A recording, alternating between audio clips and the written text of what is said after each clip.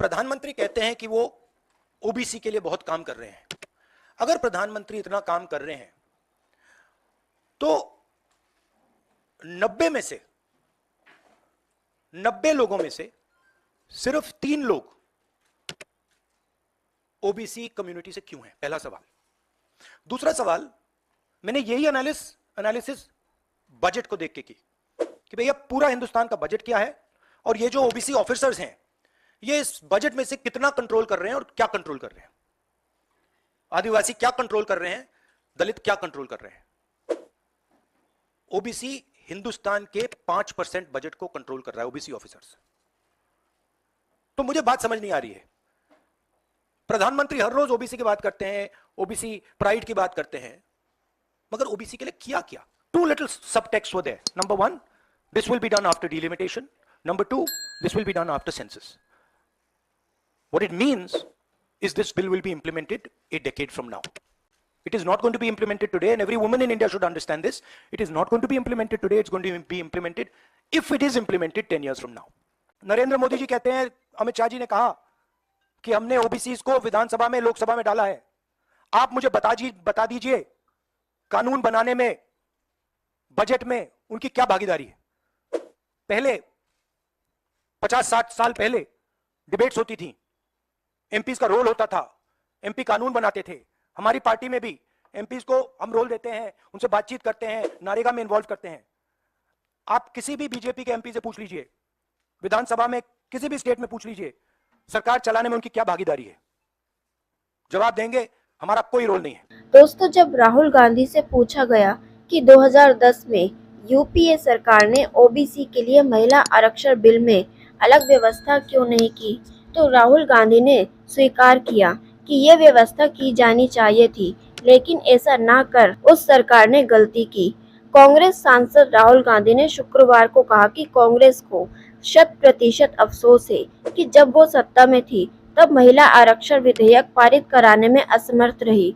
उन्होंने स्वीकार किया कि अगर उनकी पार्टी ने ओबीसी समुदायों की महिलाओं के लिए तब कोटा की मांग स्वीकार कर ली होती तो यह कानून 10 साल पहले ही प्रभाव में आ गया होता। ओबीसी समुदाय की महिलाओं के लिए कोटे की भीतर कोटा की मांग समाजवादी पार्टी और राष्ट्रीय जनता दल द्वारा की गई थी, लेकिन यूपीए सरकार का नेतृत्व कर रही कांग्रेस ने तब इस मांगों को अस्वीकार कर दिया था।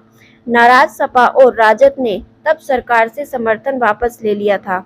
हालांकि ये बिल 2010 में राज्यसभा से पारित हो चुका था। राहुल गांधी ने मोदी सरकार को अन्य पिछड़ा वर्ग, ओबीसी विरोधी करार देते हुए कहा कि अगर केंद्र में कांग्रेस की सरकार आती है तो जाति आधारित जनगणना कराई जाएगी और जिसकी जितनी बड़ी आबादी होगी सरकार में उसकी उतनी ज्यादा हिस्सेदारी तय की जाएगी।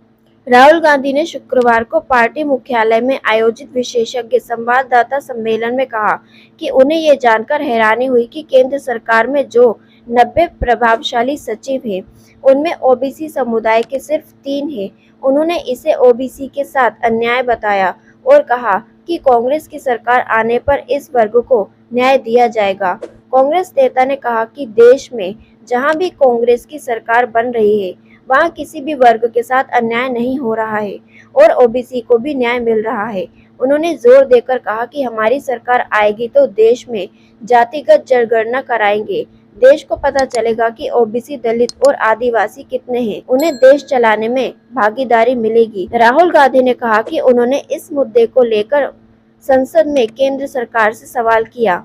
उनका कहना था कि प्रधानमंत्री नरेंद्र मोदी लगातार दावा करते हैं कि वो ओबीसी के हितैषी है।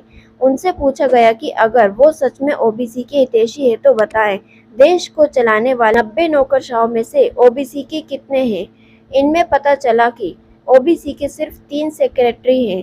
राहुल गांधी ने मोदी से दूसरा सवाल किया कि देश का जो बजट है उसमें ये 3 ओबीसी के लोग कितना नियंत्रित करते हैं, आदिवासी और दलित के बजट को कितना नियंत्रित करते हैं, तो पता चला कि ओबीसी के लोग सिर्फ 5% बजट को नियंत्रित करते हैं। दोस्तों, आप इस बारे में क्या कहना चाहते हैं? अपनी राय कमेंट बॉक्स में रखना ना भूलें और हाँ, इसी तरह जुड़े रहे हमारे साथ। जल्द मिलेंगे इसी तरह की नेक्स्ट खबर के साथ।